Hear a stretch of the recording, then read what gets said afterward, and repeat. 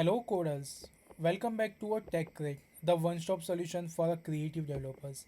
So in this today video, we will discuss about in-app app provision flow.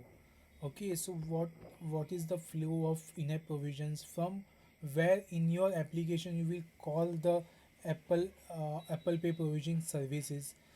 The complete flow we will discuss today. The overall flow, okay, in detail we will discuss in the next videos. Okay, so first, so this is my dummy applications. Okay, in there is a card screen where I am displaying the credit card, debit cards. You can also choose your touch point where you need to add Apple Play wallet buttons. Okay, so I have added in these screens. This is my card screen. Okay, for showing this card also there is a lots of filter we need to do in backends. So I will give you the complete understanding that also. Okay, after clicking on the add to Apple Pay wallet, you will redirect to the Apple Pay framework. Okay, for redirecting to that framework, it requires some parameters like card number, name, and other details. That also I will give you. Okay, what parameters is required. So once you redirect to the Apple Pay framework, the Apple Pay will take the whole control. There is a no role from our side after that. Okay, so once you click on the add to Apple Pay wallet, it will show you one screen where your name and card number will display. It is a non-editable field.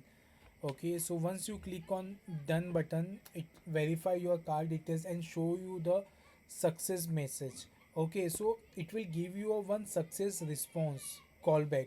So that callback you can use to redirect or show the success page at your site. That success message and what Apple Pay exactly giving you, all the details will provide. Okay, so this is complete flow.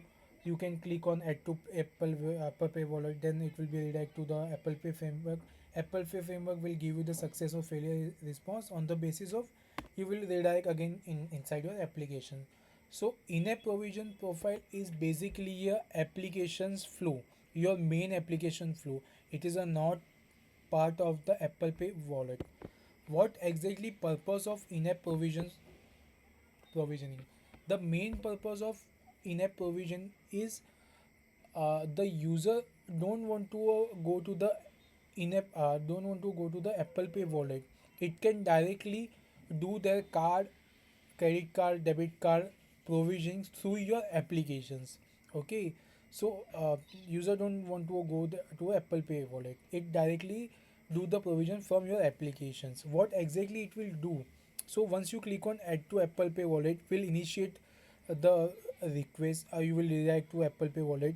After that, when you click on done button, Apple Pay will coordinate with your backend services, do the verification, tokenize, and everything. After verification, it will add your card into a Apple Pay.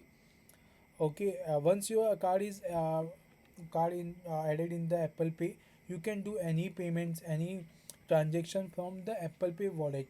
So for a provision, you don't need to redirect to a Apple Pay wallet. You can directly do from here. So this is the main purpose of in-app provision in Apple Pay wallets. Thank you so much for watching the video. Do like, subscribe, and click on bell icon for more videos.